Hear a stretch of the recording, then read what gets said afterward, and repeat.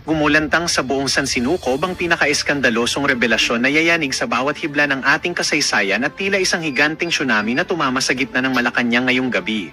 Sa isang hindi inaasahang kaganapan na tila kidlat na tumama sa gitna ng katahimikan, lumabas ang mga ulat na ang pambato ng Ilocos Norte na si Sandro Marcos ay tuluyan na raw naging target ng isang napakalawak na investigasyon sa Estados Unidos matapos ang isang selyadong operasyon ng mga internasyonal na otoridad sa isang pribadong lokasyon. Ayon sa ating mga espiyang nakatago sa bawat madilim na kanto, huling-huli sa kamera ang panginginig ng mga gwardya habang ang mga itim na sasakyan ay nagkakaripas ng takbo upang itago ang katotohanang ang batang Marcos ay nahaharap sa mga seryosong paratang na magpapabagsak sa dangal ng kanilang pangalan sa harap ng buong mundo. Hindi makapaniwala ang buong mundo sa nakakangilong eksenang ito kung saan ang mga pader ng palasyo ay tila naglalaway sa takot habang ang US investigation ay naglunsad na raw ng isang nakapanghihilakbot na pag-atake dahil sa mga bagong ebidensyang sumabog na tila dinamita sa gitna ng Washington. Ayon sa mga saksing nasa loob mismo ng mga selyadong opisina, tila tumigil ang pag-ikot ng mundo nang lumabas ang mga dokumentong selyado ng bakal at mga transaksyong pilit na ibinaon sa dilim ng gabi na ngayon ay hawak na ng mga federal agents. Bakit nga ba nananatiling tahimik ang pamahalaan at bakit pilit na itinatago ang tunay na kalagayan ng anak ng Pangulo kung ang bawat segundo ng pag-aalingangan ay nagsisilbing pako sa kabaong ng reputasyong matagal ng iniingatan ng ginto at kapangyarihan?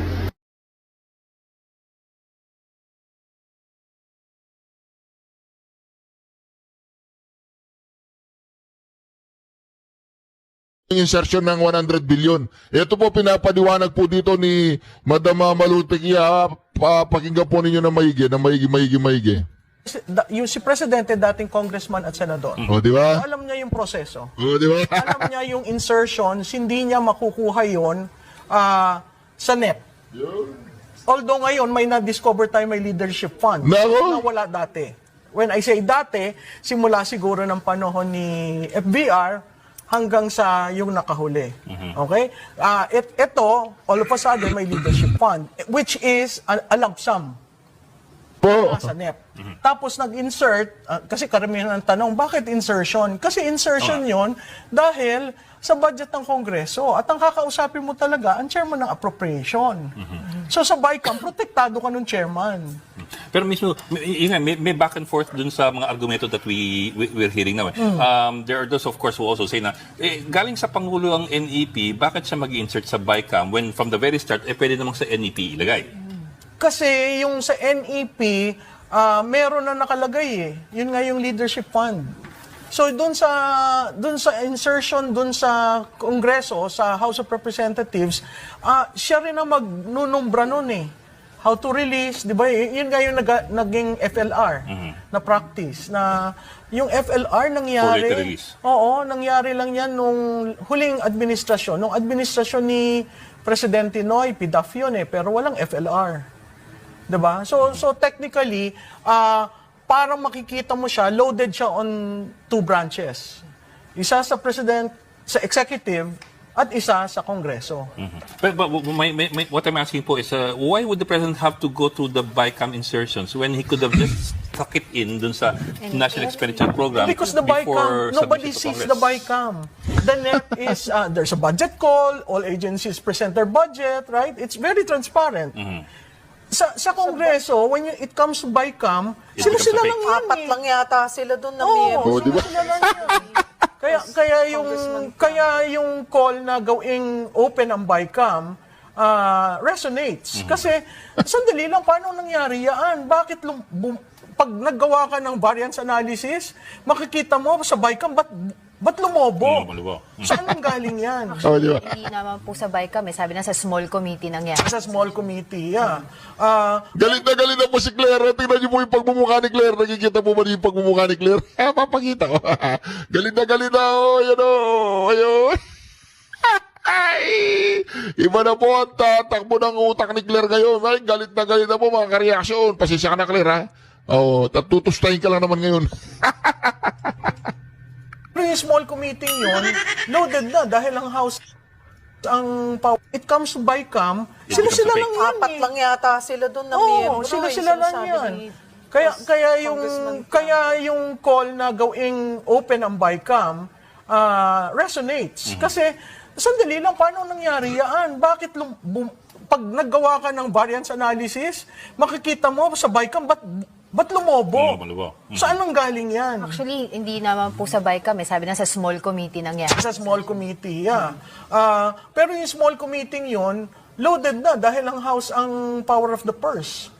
So si Senate can only realign. Di ba, ang sinabit ng presidente, you cannot go beyond the total, you can realign. Yun yung rule sa budget process natin sa admin code. What do you have to say about, sinabi po kasi na, bakit po kailangan pa mag-insert yung 100 million when in fact, nag-veto po yung presidente natin ng mga infrastructure. 194 billion. Well, yung veto kasi, kailangan niyang gawin yun dahil napuna nga na mayroong mga insertions. Tapos, yung veto na ginawa niya, hindi naman, may mga na-release dun sa na-veto. So, in fact, even as we talk now, yung FLR, may nare-release. May na-release especially during the campaign period. The midterm campaign. In the midterm elections. So, alam mo, Galit na mo si Claire. Bakit daw hindi sa NEP? Yung pala sa BICAM, tsaka doon sa small committee, 4 lang sila. Secret. 100 billion secret insertion ni Bongbong Marcos. Natukal. ang kailangang intindihin ng taong bayan, paano ba yung budget process? Bakit nagkaka-insertions, di ba? Bakit nagkakaroon ng lump sum? Ang nasa admin code, pag may lump sum ka, ang presidente lang ang pwede mag-release ng lump sum. And again, siguro ang critical doon, ang presidente ang pumipirma ng budget. So technically, oo, nandyan ang Kongreso, nandyan ang House of Representatives, pero pag submit sa presidente, sinabi nga niya, nabasa niya ang 4,509 pages, wala siya nakitang blanco. That is his contention. Iba yung contention ng House, sinaunga. That's why merong petition sa Supreme Court about that. Okay. What's your take on that, Yusek? Siyempre, tututulang ko yung sinabi niya. Di ba? Unang-una, sabi nga natin, may power na nga. Kung ikaw ba, balak mong magnakaw o dadami ka pa ba ng tao na makakausap? Sinabi nga ito kanina, bakit kailangan pantapikin itong si Saldi ko, kung pwede nilang ipasok ito sa mismong pinaka-NEP. Di ba? Bakit kailangan marami ka pang tawaging tao kung ang balak mo talaga magnakaw? Yun lang yun eh. Ngayon pumirma ang Pangulo, of course. Kasi ito yung nakita niya. Inayos nila. Nag-veto ng line items na 194 billion pesos. Hoy Claire, hindi makakapagnakaw si Bongbong Marcos kung wala siya mga galamay. Hindi siya makakapagnakaw kung wala siya mga assistant. Sino magdi-deliver sa kanya ng pera? Siyempre si Saldico. Sino nakakaalam sa mga pondo? Hindi, siyempre yung nag-insert sa BICAM. Secret nga 4 lang sila eh. Small committee, naintindihan ba? Small mind. Mas malaki pa sa sinasabing insertion. So ipakita na lang natin kung yung mga insertion na sinabi na yan, pakita muna nila bago tayo magsalita dito.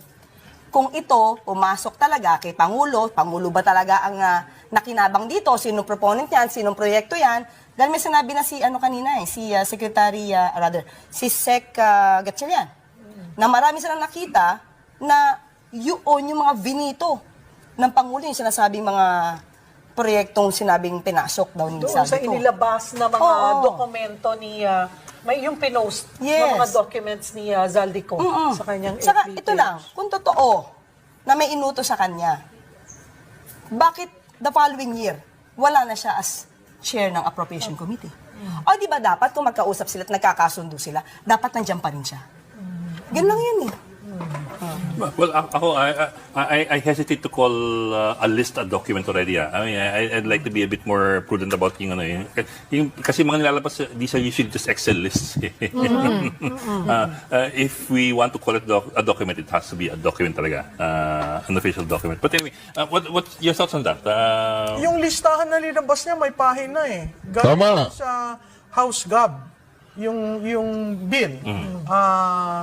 So again, whether that was vetoed or what, the fact remains there was an insertion. Whether whoever received the money, the fact remains there was an insertion and that it forms part of the House General Yan po. The assertion of Zaldico in his three-part thing na hindi lang insertion, may natanggap ng bilyones. 56 billion. Ang sinasabi. What do you think of that? Yun, ako'y naghihintay ng proof doon. Kasi iba yung nasa dokumento, iba yung sinabing binigay. Ngayon, kung titingnan mo yung maleta at yung assertions ni Gotesa, parang nagja-jive. Pero hindi mo naman kaagad makoconclude na natatanggap yung 56B. Diba? So ako, kaya nga ang panawagan ko, sana buuin. Yung isang bagsakan. At saka yung picture po, maleta lang eh. Oo. Asan yun naman? Mukhang may sale price pa yung isa eh. Oo, di ba? So, pero pag nakita mo si yung... Guteza, bakit lahat hindi alam kung nasaan din siya? Si Gutesa, siguro alam ni Yuse kung nasan siya. Ay, ito na. Ito na. Sa akin ibibintang, baka kayo may alam. Ay, Total, kayo hindi naman ko alam yata ang may kakilala Hindi, dyan. ikaw ang nasa gobyerno. Teka lang. Ito na po. Ito na po. Ito na. Oh, ito na ang away. Ito na. Si Gutesa, siguro alam ni Yuse kung nasan si Gutesa. At saka Bakit yung naman sa pamilya akin niya. ibibintang, baka kayo may alam. Ay, Total, kayo hindi naman ko alam yata ang may kakilala dyan. Hindi, ikaw ang nasa gobyerno eh. Pero teka lang, sino ba nag-present sa kanila? Ay, Yung mga hindi kaalyado ko alam nyo kung sino nag-present sa nag-present. kanila. Please do not Hindi accuse ko may me. nag-present dyan. Baka kaalyado nyo nag-present Ay, dyan. hindi. Ayan ang propaganda. Biro mo ang assertion mo, ako kasama. Ay, ba't mo Excuse hinahanap me. sa akin? Baka Ay, alam mo. Alam mo, pag ikaw ang estado, Okay.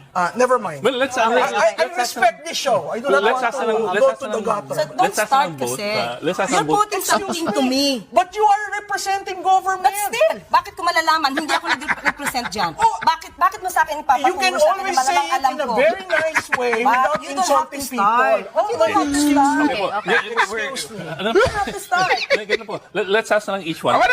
Do we have any information from either end? Gusto po rin yung ulitin ko. Ulitin ko mga ka-reaction. Ulitin natin.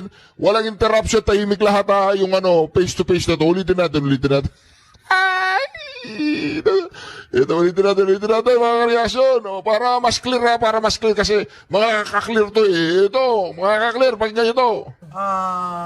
So again, whether that was vetoed or what, the fact remains there was an insertion. Whether whoever received the money, the fact remains there was an insertion and that it forms part of the House General Appropriations Bill. The assertion of Zaldico in his three-part thing na hindi lang insertion, may natanggap ng bilyones. 56 billion. Ang sinasabi. What do you think of that? Yun, ako'y naghihintay ng proof doon. Kasi iba yung nasa dokumento, iba yung sinabing binigay. Ngayon, kung titingnan mo yung maleta at yung assertions ni Gotesa, parang nagja-jive. Pero hindi mo naman kaagad makoconclude na natatanggap yung 56B. Diba? So ako, kaya nga ang panawagan ko, sana buuin. Yung isang bagsakan. At saka yung picture po, maleta lang eh. Oo. Asan yun naman? Mukhang may sale price pa yung isa eh. Oo, di ba? So, pero pag nakita mo Si yung... Guteza, bakit lahat hindi alam kung nasaan din siya? Si Gutesa, siguro alam ni Yuse kung nasan si Gutesa. At saka Bakit yung naman sa pamilya akin niya. ibibintang? Baka kayo may alam. Ay, Total, kayo hindi naman ko alam yata ang may kakilala dyan. Hindi, ikaw ang nasa gobyerno eh. Pero teka lang, sino ba nag-present sa kanila? Ay, Yung mga hindi kaalyado ko alam nyo kung sino nag-present sa nag-present. kanila. Please do not accuse Hindi ko may me. nag-present dyan. Baka kaalyado nyo nag-present Ay, dyan. hindi. Ayan ang propaganda. Biro mo ang assertion mo, ako kasama. Ay, ba't mo Excuse hinahanap me. sa akin? Baka Ay, alam mo. Alam mo, pag ikaw ang estado, Okay. never mind. Well, let's I respect this show. I do not Let's want ask to ng- go to the gutter. So don't Let's ask start ng vote. kasi. Let's ask You're ng vote. putting something to me. But you are representing government. But still, bakit ko malalaman? Hindi ako nag-present dyan. Oh. Bakit mo sa akin ipapaturo You can sa akin always na say malamang it alam in a ko? very nice way But without you don't have insulting to start. people. Oh You my, don't have to excuse start. me. Okay po. Excuse me. Ano You don't have to start. Ganito po. Let's ask na lang each one. Do we have any information from either end? Any information from either end of where he is? And No, I don't Wala. know. There was someone who told me that he is in the custody of government, agencies of government, including the family. including the family. Including the family. So, Do I know for certain? No. It was relayed to me. Am I part of the scheme that some people would say I am part? I am not. I am just an ordinary citizen who loves this country and would like to comment on certain things. Tinanong natin yan sa Marines eh. At sinabi nila na wala sa kustodiya nila, walang nakakaalam. Siguro, ang dapat na natin tanong si Mike Defensor. No, we asked Mike Oo, Defensor. nila. We asked Mike Defensor again. Medyo nagbago yung kanyang tono na parang as far as he knows, kasama niya yung mga dati niyang kasamahan. Hindi na klaro ngayon sa second version niya if we're talking about active duty or mga retired. Diba? Paano mo masasabing nawawala siya or hindi natin siya makita? Meron at meron nakakaalam kung nasaan siya.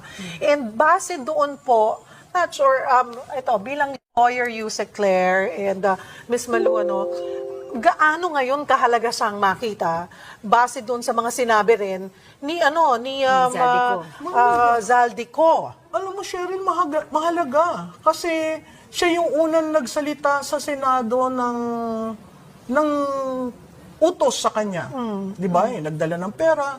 Yung mga sinabi niya doon, napakahalaga yon. Ngayong ang kanyang principal ay nagsabi na totoo na yung ginawa ng aking mga tao. Kung hindi ako nagkakamali, pero wala siya, hindi niya itinawit ni Guteza ang Pangulong Bongbong Marcos doon. It was only As yung far as kanyang... Martin Romualdez. it was just House Speaker, dating House Speaker Martin Romualdez. Cheryl, napakahalaga na dapat yung sinabi ni Congressman Ko, buuin niya. Yeah. Huwag yung striptease. Kasi mahirap yung striptease dahil subject to interpretation ng bawat isa. Hindi mo nakukuha sa ba talaga babagsak o dedireksyo yung kanyang mga sinasabi. Ano pong I think masasabi? they both agree naman, at least as far as that's concerned. Dapat kung may Lumabas. sabihin na lahat. Eh, Tama ba? Pero yung sinasabi, Series nga kasi meron silang binabalak siguro. Series lang to. It's definitely a drama. yung bakit hindi na lang siya umuwi? Kasi may mga puna, syempre bigyan natin ng boses yung mga mga kababayan natin na nasa social media, mga pinopost nila, no, na kung handa ka nang sabihin lahat, isiwalat lahat, handa kang harapin yung mga ginawa mo, bakit hindi ka na lang umuwi? Regardless daw na may banta sa buhay niya. Ako nga, ang suggestion ko, una pa, i-cancel yung passport para mapilitan. No? Pero hindi na-cancel. So dalawang importanteng tao dito sa kontrobersing ito ang wala sa Pilipinas, si Secretary Bonoan at siya, na magbibigay ng kabuoang storya, ano ba talaga? Ang hindi rin natin nakikita kung paano nagawa yung scheme. Ako, interesado ako dun sa scheme kasi ang balita ko, may congressman na nagplano kung paano gagawin yung parking. Bago yan sa akin. You mean the MO? Oo, yung modus operandi? bago yun sa akin. Kasi noong nasa kongreso ako, wala In our 50s, keeping up mentally and physically can be challenging. That's why I recommend Livity every day to support a stronger body and sharper brain with Neurofactor Plus that helps improve memory, concentration, and focus. isang distrito na hindi sa'yo. Di ba yung parking? Hindi, yung parking nandun lang. Pero yung papasok ka sa distrito na hindi naman pondo ng distrito, di ba? Parang- Doon parang ilalagay yung courtesy, bubo. Oo, Makikipark. doon. Ayun na nga, Oo. parking. Dalawa yung sinabi ni Congressman Tiangco eh. Sabi ko, ang takeaway ko doon, very systematic yung ginawang operation dyan sa mga yan na lumalabas na ang pondo ng bayan napunta kung saan. Sa akin, ang very particular sa akin, kung may ghost project, ba't hindi file ng kaso? Ghost na nga eh. What evidence? What proof do you need?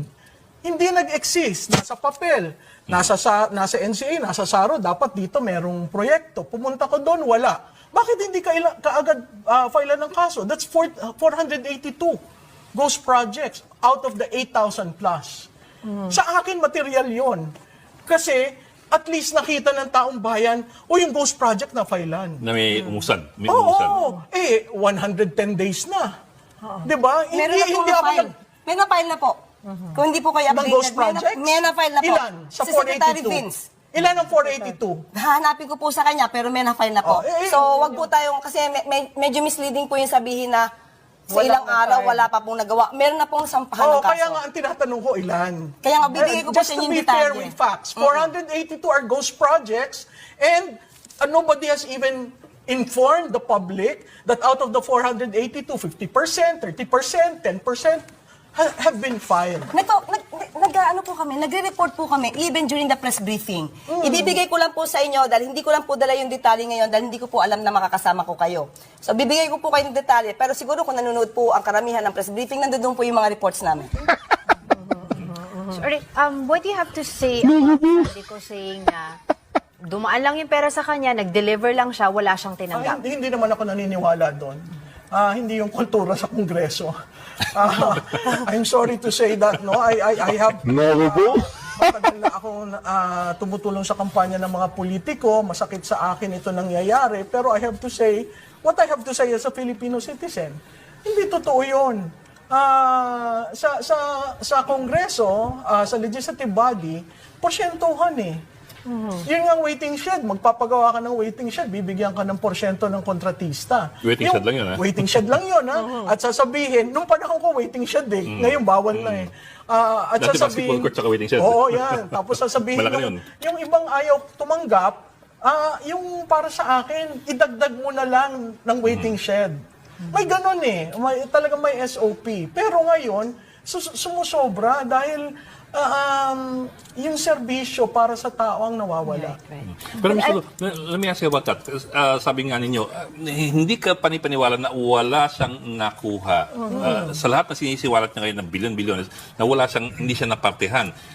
Kung ganun, wouldn't that kind of claim to complete innocence also detract from his overall testimony, credibility testimony? Yes. Perfect example is Masibis. Masibis was built Misibis. on what?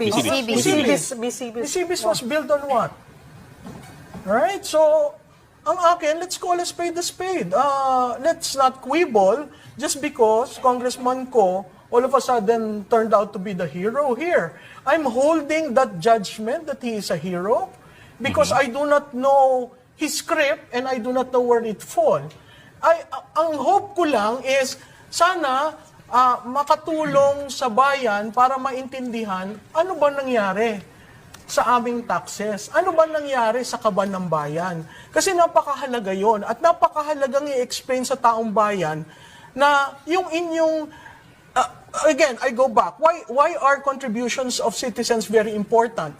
In a situation where we are right now, where the economy is floundering. Why do I mean floundering?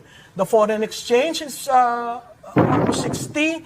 The stock exchange, when Saldico made his first video, talagang dumaus-us ang stock exchange natin. Our FDI, and the worst part is the capital formation. Ngayon lang nagkaroon ng problema ang bansa na ang capital formation nagkaganyan dahil wala tayong infra. Naku po! Wala tayo yung sinasabi na BBM, Build Better More, wala. Naku! Ano mapapamprime ang ekonomiya? So yun ang nakakalungkot. Itong third quarter is really a downer, and I don't expect the fourth quarter will be any better. And usually, fourth quarter... Will rebound, di ba? Kasi Remittances. Pasko, di ba? Spending. Yung export mo, dahil Pasko yung mga products natin, but I don't think that will happen. And to a certain, that is very important for everyone. Pero ang Malacanang po ba is worried about mga ganito po, yung mga Yung nangyayari sa consequence ekonomiya? sa Of course. ekonomiya. Dahil sa nangyayari na to, dahil sa unang-una may kalamidad. Factor ito. Kalamidad at yung asapin tungkol sa korupsyon na inumpisahan ni Pangulong Marcos Jr. para imbestigahan. Dahil, tandaan natin, 2020 may ghost projects na wala naman nag-imbestiga. Ngayon lang. Dapat nga itong mga call for against corruption noong pa to eh. Pero si Pangulong Marcos Jr. ang nagpaumpisa. Well, anyway, nababahala rin ang Pangulo. Of course, ekonomiya to. Pero nandun pa rin yung positive na view na makakaahon tayo, lilipas din to dahil nakikita naman ng mga investors na ang Pangulo mismo, siya ang kumakalaban sa korupsyon. At sana nga, wala na lang yung ibang mga obstructionist na, ano mo yun, nang iintriga pa.